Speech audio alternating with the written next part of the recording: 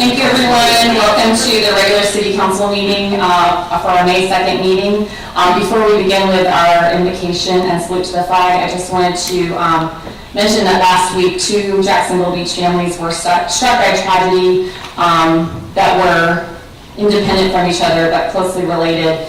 So I'd like to ask you to please keep the families of Garrett Opper and Michael Stewart in your prayers. Please stand now for the invocation and pledge.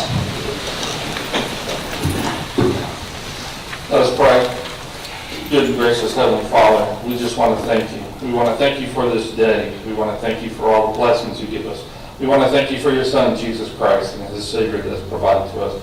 Lord, I just ask you to be with our first responders and our military as they protect our peace each and every day. And Lord, I just ask you to lay your hand on those that are moving on through different chapters in their lives and be with them. All this in your Son's name we pray. Amen. I pledge allegiance to the flag of the United States of America and to the republic for which it stands, one nation, under God, indivisible, with liberty and justice for all.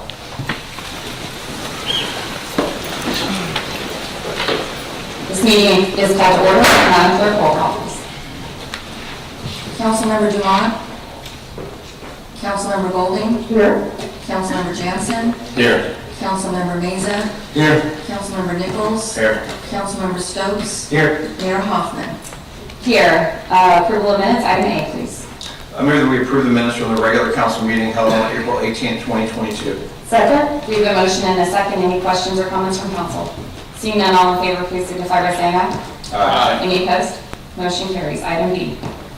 Move that we approve the minutes from the council briefing held on April 25th, 2022. Second. We have a motion and a second. Any discussion?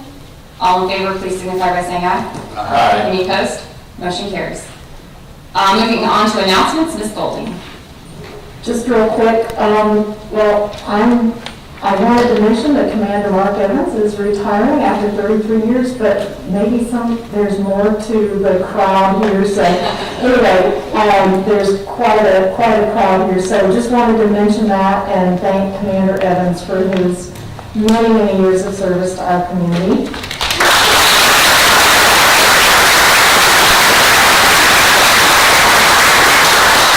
And then one other quick announcement, just want to let everyone know that the Beaches Watch meeting is Wednesday, May 4th at 7 p.m. at the Beaches Branch Library, and the Naval Station Mayport Commanding Officer, Captain Jason Canfield, is the guest speaker to talk about our neighbors in Mayport and what's going on there. So hope you will plan to attend. Thank you, Ms. Golding. Mr. Mesa. Yes, this past weekend I was fortunate enough to attend a training from the 4 League Cities, me and Dan Jansen, and it was very informative, educational, and there's a lot of municipalities out there that were speaking, and very fortunate what we have here in Jacksonville Beach.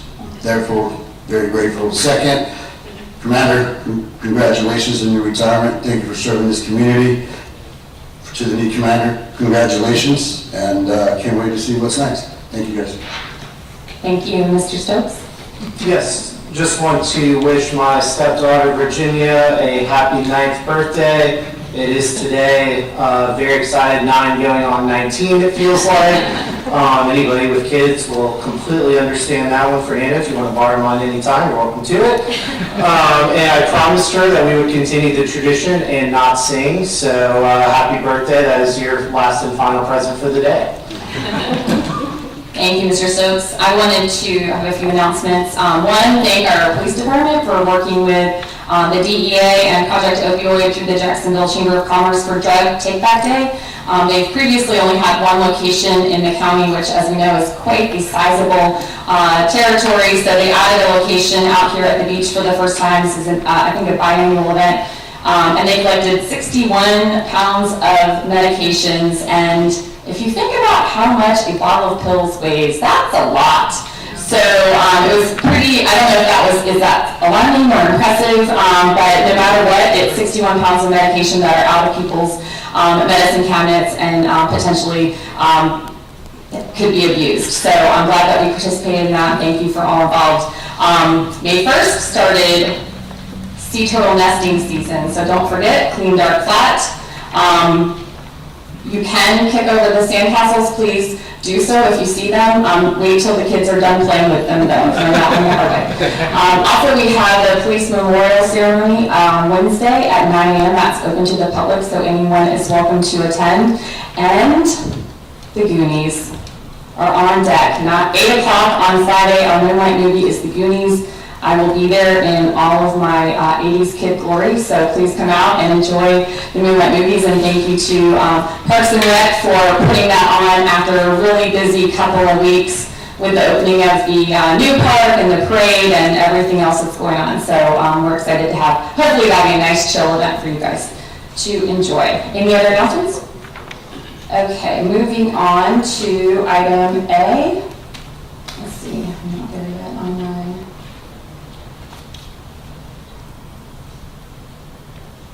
Is somebody doing a presentation on that one, or do we just go straight to a motion? Oh, I'm sorry. Cards. I moved on to item A. Courtesy of the floor, our first card is from Chief Smith on behalf of the city's leadership team. Chief Smith.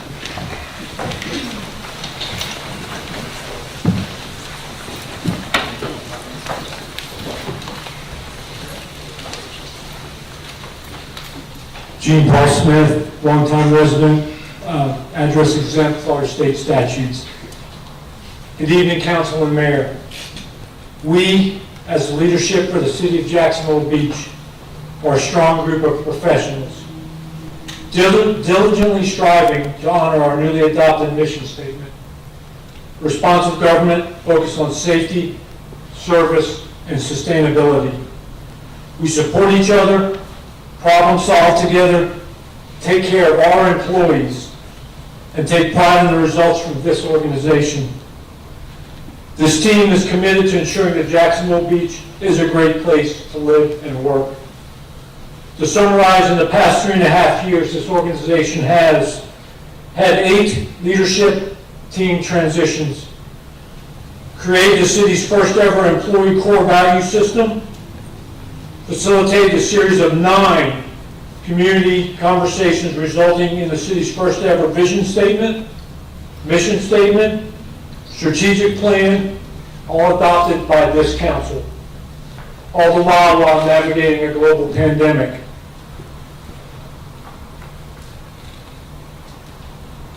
These successes build the foundation of our organization. There is certainly no way the foundation could be strong to withstand literal and figurative storms without the honest, transparent, steady, compassionate, understanding, and smart support and the direction of a strong leader. That leader, Michael Stathopoulos, has fostered a culture of support, collaboration, high expectations, personal and professional growth, and to be honest, we also manage to have some fun too. What else could anyone ask for when going to work? There are always ebbs and flows in the operations of any organization. Challenges arise, waters get muddy, situations are complicated. But when your organization is predicated on the principles of honesty, integrity, transparency, you feel prepared and supported to navigate the situations as they arise. The city is currently facing a challenge that is having a profound impact on employees and operations across this organization. Yet we all come to work every day knowing that our leadership is making decisions based on the facts and in the best interest of the community. We are supported by a city manager with decades of government leadership expertise and a city manager, a city attorney with decades of legal support for our city government. The unwarranted comments, threats, insults, and personal attacks against Mike and Sandy should never be tolerated. They have left us disheartened. We feel that Mike and Sandy deserve the same backup and support that they consistently extend to this organization, each and every one of us standing tonight. We'd also like to publicly show our gratitude to the ocean rescue employees who have continued to provide an extremely high level of service to this community while maintaining superior professionalism as part of the city's team. In conclusion, Mayor and Council, thank you for your time this evening. We know the future of Jacksonville Beach is bright. We trust that you, as elected officials, will continue to provide support for the dedicated administration and leadership and staff of this organization. Thank you very much. Thank you, Chief. It's not our practice to respond to public comment, but I do want to thank you for your remarks and thank all of you for being here and showing your support. It's very much appreciated by me. I haven't looked to my left or right, but I can imagine it is very much appreciated by them as well. Next up, Chris Solby. Please come up and state your name and address, and you'll have 3 minutes to address the council. Thank you. Chris Solby, 990 Parkside Drive, Atlantic Beach, Florida.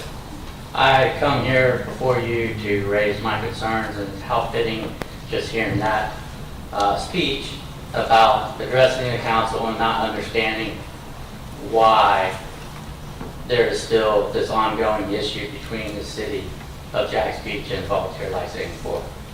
I have not seen any response that is coming from the city council and trying to explain and work out the details that have been portrayed and put out there, and how the Volunteer Lifesaving Corps is being the bad organization.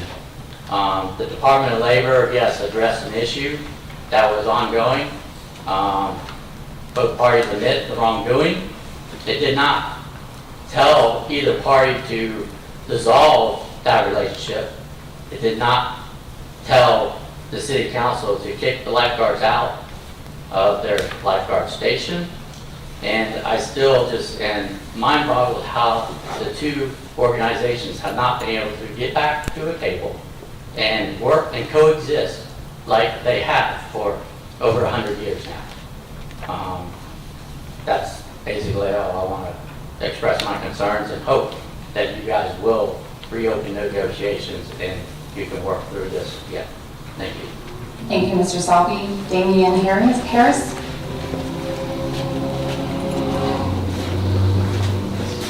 State your name and address, and you'll have 3 minutes. Hello, my name is Damian Harris, and I live at 11887 Upper Lake Drive, Jacksonville, Florida, 32225, and I'm an honorably retired member of the American Red Cross Volunteer Lifesaving Corps. I'm here today to ask you to reconsider working on an agreement with the Volunteer Lifesaving Corps. Our organization formed 110 years ago after a Jacksonville nurse drowned here at an unguarded Jacksonville beach. Since then, we've maintained a group of individuals thoroughly trained in life-saving and first aid who have worked hard to give back to this community by protecting its beaches on Sundays, holidays, and in any emergency, regardless of time or place. Since the city formed its own ocean rescue, we've worked seamlessly together until this year. I want you to first understand that an organization like ours will not just go away and dissolve, whatever the outcome of all this. The volunteer corps that we love, it's made up of hundreds of current and past members in and around the Jacksonville Beach community, and we will find a way to continue our mission. What I ask of you is to reconsider throwing away a group of volunteers that want to work with you and for this community. We're willing to make concessions to help the city comply with the Department of Labor recommendations, and we're ready to and eagerly waiting to sit back down at the table, and we want to work this out together. We really want nothing more than to reconcile our relationship and continue the tradition of service, training, and community. This past Sunday, there were only 2 beach towers in operation, where in the past on a Sunday, we'd man up to 23 beach towers and maybe even have additional guards at the pier and at runouts. Jacksonville Beach has quickly gone from having a large presence and a lot of protection on its beach to having little. please, please reconsider working out an agreement with us. Thank you. Thank you, Mikey Atkins.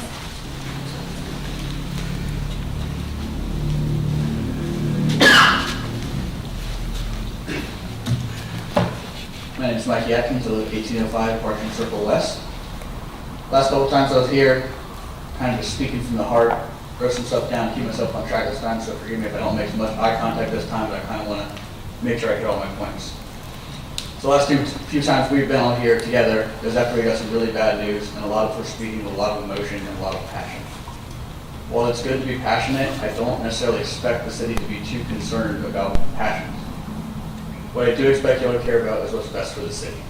And what's best for the city is not allowing its visitors and its residents to die. I think too often this has been looked at as a simple administrative issue, and I think some of you aren't fully grasping the gravity of the situation. This is not a mere budgetary or logistical issue. These are people's lives we're dealing with here. This is someone's child, someone's mother, someone's friend, whose lives are being put at risk by these decisions. I don't know if any of you had ever had to save someone from drowning. I don't know if you ever heard their cries for help. I don't know if you've seen the fear in their eyes as they realize these might be their last few moments on this earth. I've seen that terror in their eyes. I've heard their cries for help. I can't sit idly by and let those cries for help go unanswered. This truly is a situation of life and death. I don't know if the Ocean Rescue Department is just overly confident in their abilities, but they're stretched thin this year. Partly because of just labor issues and partly because of our separation. A lot of our people chose the Volunteer Life Saving Corps. There's a lot less people working ocean rescue this year than there have been in the past. I'm by no means trying to demean their efforts.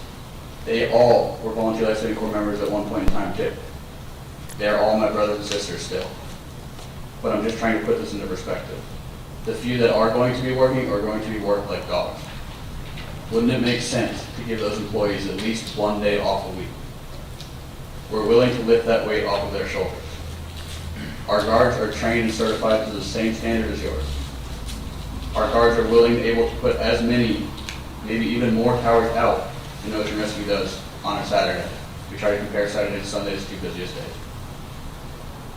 Our guards are willing to do what is needed to save the bathers of Jacksonville Beach.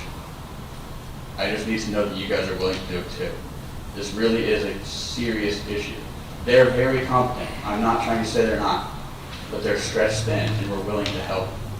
And I do completely agree with the police chief. Insults should not be allowed. Threats should not be made. That is not how these decisions move forward. That's not how we feel and that's not what should be going on. We should be having civil, transparent conversations and trying to make this work. All we want to do is make this work. Thank you. Thank you, Mr. Atkins. April Howard?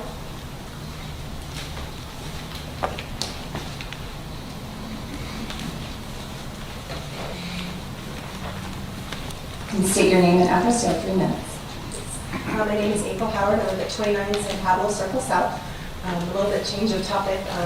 I live in property that abuts commercial property, the Pennant Square property. I know that Mrs. Golding had brought up my request for a privacy fence, an 8-foot fence against that property at last week's briefing meeting, and I just personally wanted to ask council to consider helping me do this, not just for privacy, which is important, but also for safety, really. I know council is aware of many of the issues we're having with that property. It goes back many years, too numerous to talk about here. But quite honestly, our neighborhood is exhausted. It's too much, it's too long. So, you know, we don't have any privacy. The delivery trucks that come multiple times per week, they can see very easily over the 6-foot fence, obviously. Not that they have bad intentions, but it certainly doesn't give us privacy. And even worse, I live specifically near the dumpster. There's a dump truck that comes twice a week and empties the dumpster. They pull up directly to my backyard. They have nothing else to look at but my backyard, and they can see the entire thing. So sometimes we're out by the pool, or I'm gardening, something like that, and all of a sudden I have an audience, which is obviously uncomfortable. Not just that, but the land on the side of the property is actually higher than my ground. So any average size adult could walk through and they can see into my backyard, most of it. And certainly if they have ill intentions, they could see something that they want and they could take it. That a prime example would be a neighbor had put up a motion-activated light to keep the homeless from coming and staying in the area, and after a couple weeks, it's gone. Certainly that could be something in my backyard at any point. And not just that, but when I am outside and I have to report suspicious activity to the cops, I quite often call the police. And certainly if they see me stopping them doing whatever they're doing, I could become a target at that point. For example, not just a couple weeks ago, I returned home late at night, and there was a man inside the dumpster, and very much looked right at me when I walked out my back door. I, of course, called the police, and the police moved him along, but he was back a couple hours later, and then the next morning I had multiple items of trash in my yard. So certainly not dangerous, but it depends on who that person is. So I just would ask council if you really consider, I know it's consistent with Neptune Beach, what I'm asking for, so it's not that far of a stretch. So I'm just asking for your consideration on the matter. Thank you, Ms. Howard. Sherry Jones?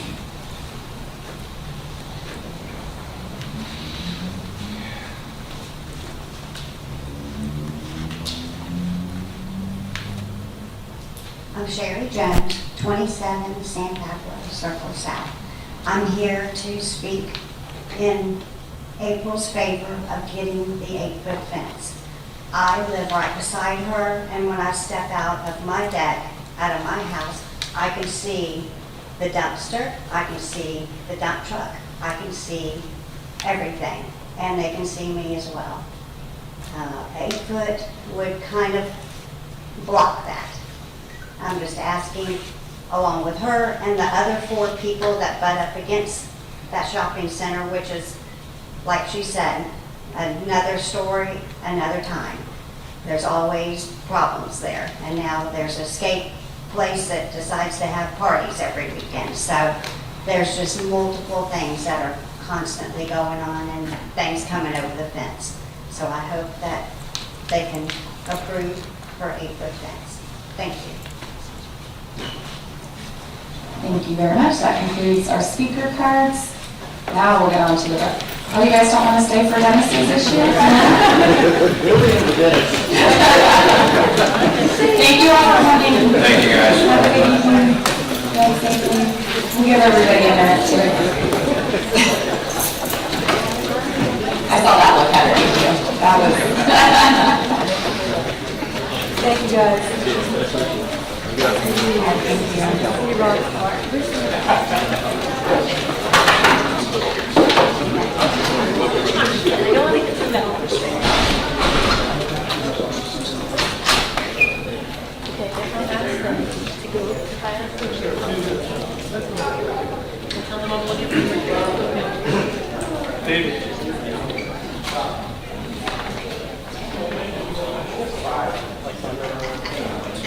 All right, back on track. Item A, I don't think we have a staff report on that one, so go ahead and take a motion. Move that we appoint as a ministerial act, John Castalla. Is that close enough? All right. To serve as 5th member on the Police Officers Retirement System Board of Trustees. Second, we have a motion and a second. Is there any discussion? Madam Clerk, roll call, please. Councilmember Golding? Yes. Councilmember Jansen? Yes. Councilmember Meza? Yes. Councilmember Nichols? Yes. Councilmember Stokes? Yes. Mayor Hoffman? Yes, motion carries. Item B.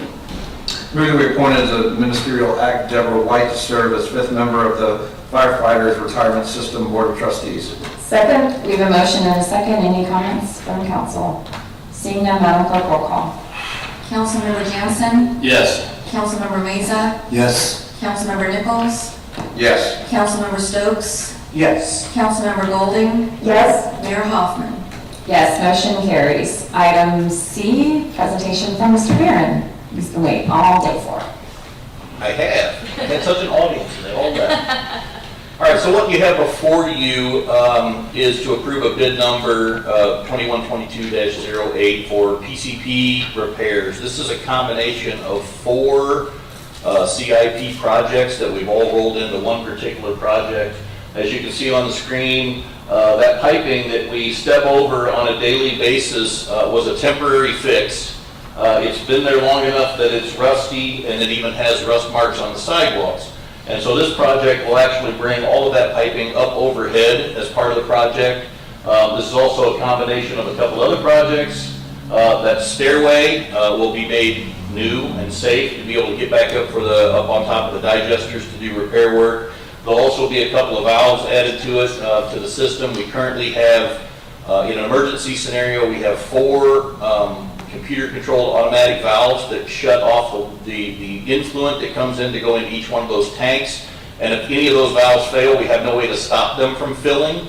So we're having some 2 valves installed so that we will have the ability to be able to shut those down and do repairs. It is kind of a secondary cost. We don't expect that we're ever going to have an issue with it, but the minute we do, we don't have a way to stop the influent from filling the tank, and so therefore that causes a problem. So this is just a combination of 4 separate projects. We did have a bid. We received 2 bidders. This is the award for the lowest bidder, and then the moving forward with the CEI services.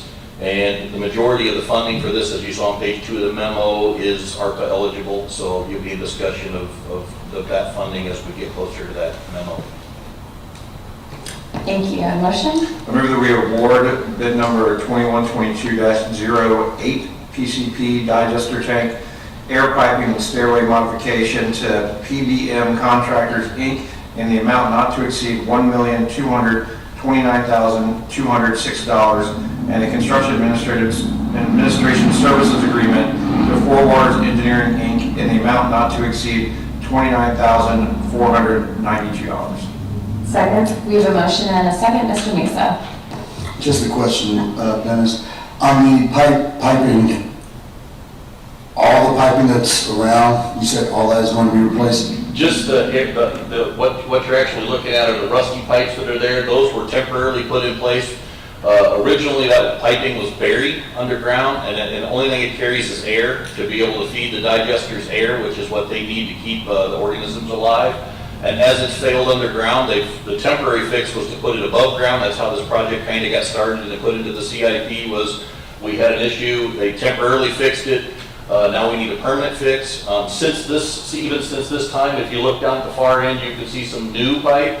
We've already had 1 emergency repair we had to make on that second digester where it failed. It went underground there again, back to that other digester, and it failed there. So we've actually had to have another emergency fix on the original one to get that piping replaced.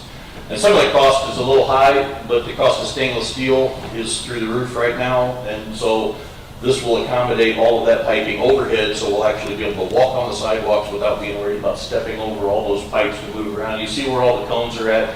Every place you've got a cone, that's where you've got a concern where something's in the sidewalk as we do our daily walkthroughs. So.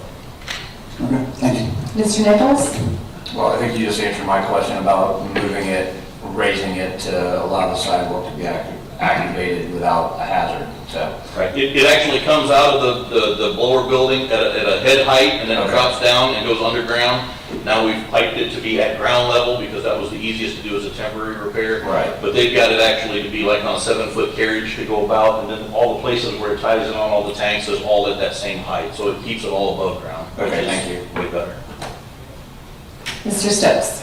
Yeah, thanks, Dennis. Would you just, for like the public's sake, give like a 30,000-foot overview of this facility and what this system is going to do? Just, it's a $1.3 million system, and I think that, the public kind of should probably know it's a large number. They're going to want to know, why we're approving this, and thankfully it's ARPA dollars, so it's not all out of the taxpayer's pocket, but in this kind of thing, I do think it is important when it's such a large amount that they know that it's an important project and not a frivolous use of dollars. Easily enough. So as we all eat our food and we flush our toilets and do our business, it all ends up here. And at the end of the day, this air piping is what feeds the microbes that eat all of that up and help it actually become processed water to actually go currently back out to the intercoastal as clean water. like I said, the air piping scenario, it requires air to keep these organisms alive, to keep them to do what they do, to be able to continue to process as they move through. So it's super critical in that piece of it alone. Some of the other projects, like I said, it's because we're doing plant work, we added some other stuff to it. The stairway is a little bit rickety compared to the other stairway, if you've ever been to BCP. And the air piping, like I said, the air piping is the one piece, and then the other pieces with the valving is just for emergency purposes. This plant's been in operation since 2011. It's expected to be here for a significant amount of time. So some of this looks like maintenance, but it's actually improvements because it's trying to extend that lifetime even farther. Perfect, thank you very much. So we can get home and the birthday girl asks you what you did at work today. Yeah. Oh, yeah, well, it's good, the public doesn't know a lot about what I didn't know much about the PCB until I got up here, so it's important that the public knows what we're doing to keep the environment cleaner and handle their waste, and we're good. Exactly. Mr. Nichols. Councilmember Stokes, I apologize for laughing. I was having a bad flashback to a college course where I had to learn how to design these systems. And I'm like, all right, I want to see him do this quickly. And you do offer tours of that plant if any of the public is interested, so. Actually, the Citizens Information Academy is in its inaugural season, and they'll be touring our facility Thursday this week. So they'll have their opportunity, and then that'll get open to the public, from my understanding, going in the future. So. It's a pretty cool process, though. Any other comments from council? Seeing none, Madam Clerk, roll call, please. Councilmember Meza, Yes. Councilmember Nichols, Yes. Councilmember Stokes, Yes. Councilmember Golding, Yes. Councilmember Jansen, Yes. Mayor Hoffman. Yes, motion carries. Next item is a resolution. Madam Clerk, will you read it by title? A resolution of the City of Jacksonville Beach, Florida, adopting the remote participation policy, providing for adoption of recitals, repeal of prior inconsistent resolutions and council decisions, severability, and an effective date. Thank you. And a motion? I move that we adopt resolution number 2108-2022, adopting the remote participation policy. Second? We have a motion and a second. Just for anybody who may be watching, this is an issue that we have discussed in great depth at 2 different briefings, with the intention of creating an opportunity for people who want to participate as a voting member of a meeting, but for a very narrow scope of reasons are unable to. So just in preparation, we've already had 2 pretty significant conversations about it. Any discussion from council? Mr. Jansen. So, I mentioned this in the briefing. I'm all for a remote participation policy, but when it comes to section 3, I just feel like there's still some vagueness in there. 3.3, family or personal matter, that could be just about anything. Also with number 4, council members physically located in such a place as to make members' timely attendance at the meeting impossible or highly improbable. Maybe that coupled with one of the other issues would be acceptable, but I still think that those 2 issues are very vague. I'm a strong supporter if you have a health-related matter or military or deployment, then absolutely we should be doing some kind of making some concessions so that somebody can attend remotely. And we take advantage of it with the briefings. We do that via Zoom, so I'm in favor of it, just not as it's written. Mr. Nichols. I'm going to oppose this. I just think it's imperative for the community to be able to get face-to-face with council members. If you can't make it, you can't make it. But I'm not a big fan of remote for a council meeting. Thank you. Ms. Golden. I just have one comment, and that's in section 5. Section 5 allows, or specifies that, that a council member can only miss 4 times in a calendar year, except upon good cause shown. And then it also says that the member shall not be granted approval to attend remotely in more than 2 consecutive meetings. And my thinking is that if we're going to allow good cause shown for the 4 meetings in a year, that it would be reasonable to also allow good cause shown for for anything beyond 2 consecutive, because, for example, if someone is deployed in the military, and maybe they have to miss more than 2, the council may agree that that's good cause shown, but it gives us the opportunity to at least discuss it, and if we want to allow it, we could. So I would like to see us amend it to add for, except upon good cause shown at the end of that sentence, at the end of that section. So my motion would be to amend section 5 to add except upon good cause shown at the end of the section. We have a motion to amend. Is there a second? There's no second. Motion fails. Mr. Stokes. Yeah,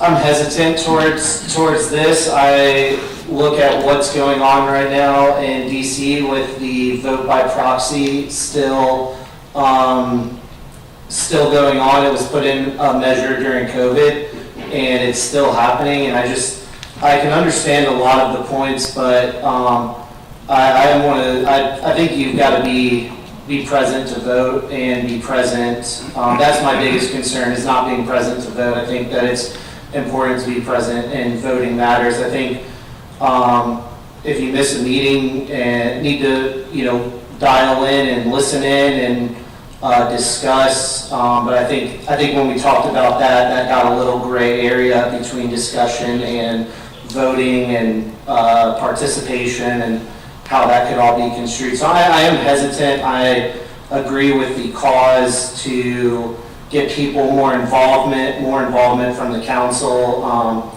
I think that if, there's an issue and you have to be gone, family matter, death in the family, or is how I take that. But I think if it's a health-related matter, we're all at this time in good health, but if something were to happen, I could see that. Military duty or deployment, I could see that.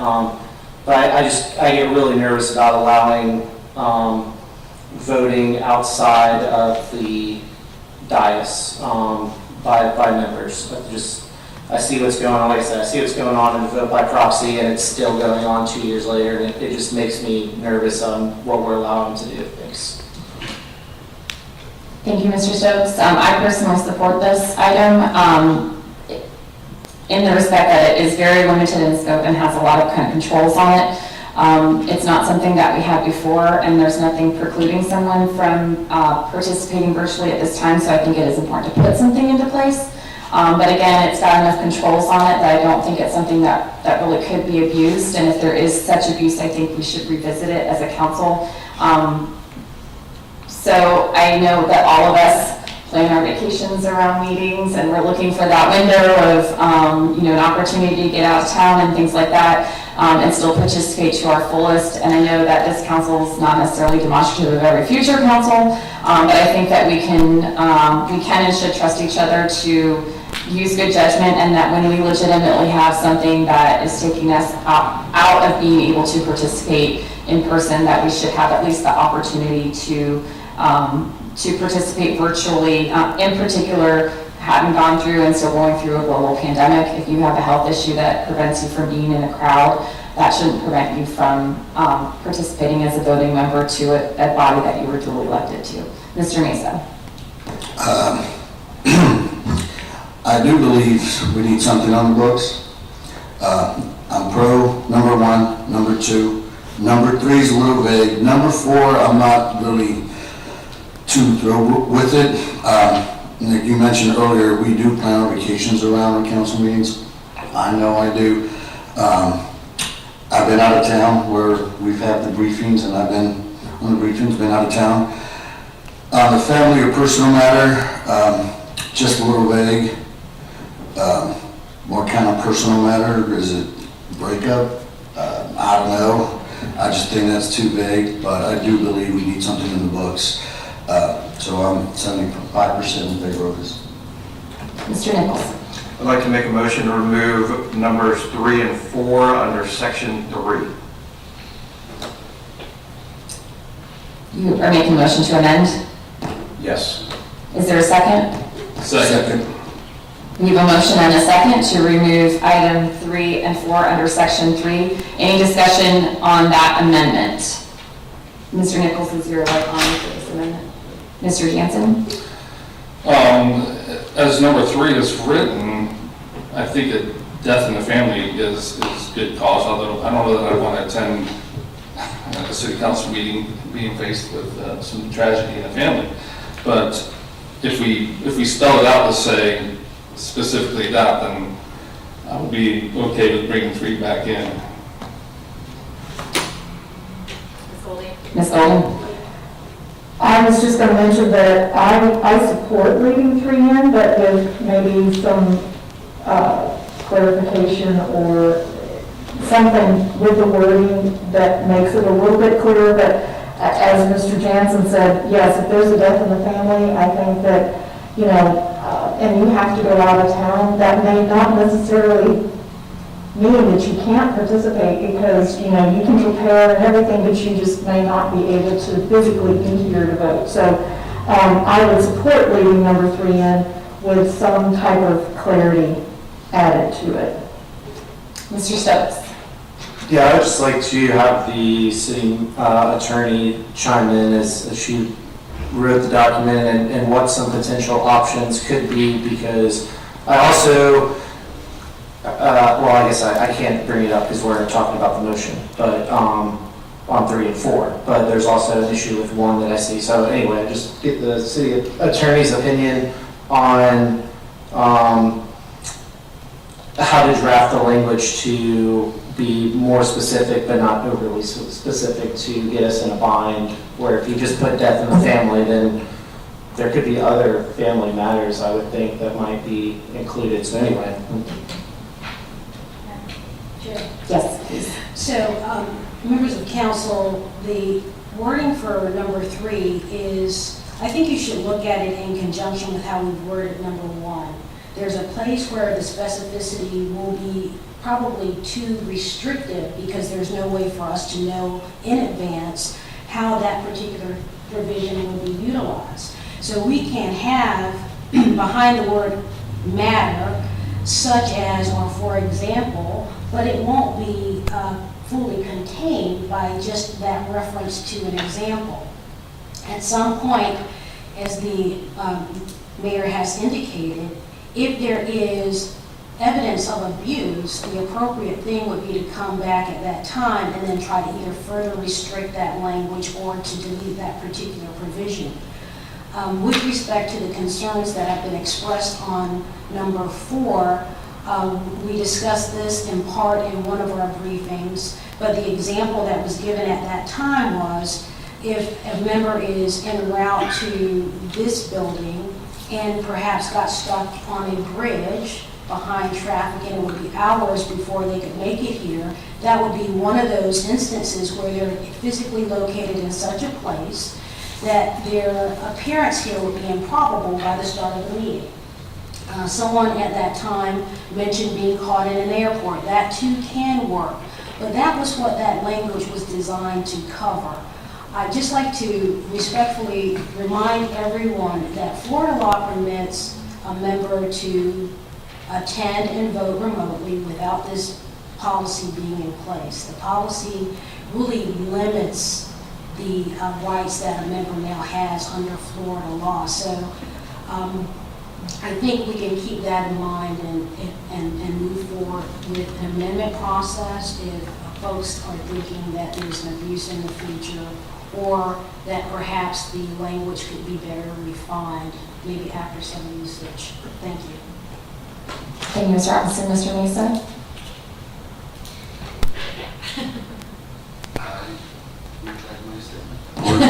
Mr. Jansen?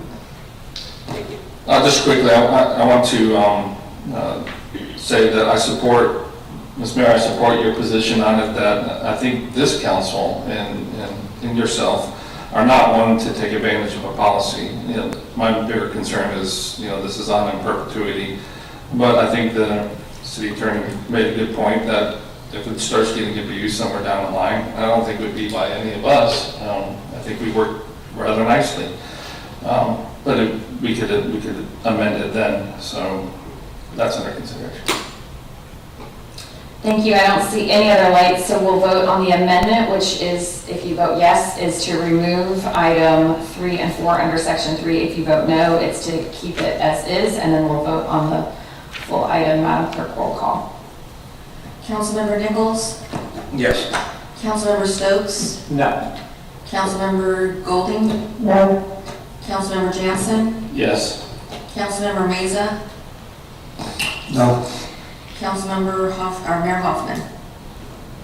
No. Amendment fails. We're back to the original as presented. Any other discussion on the full resolution, Mr. Stokes?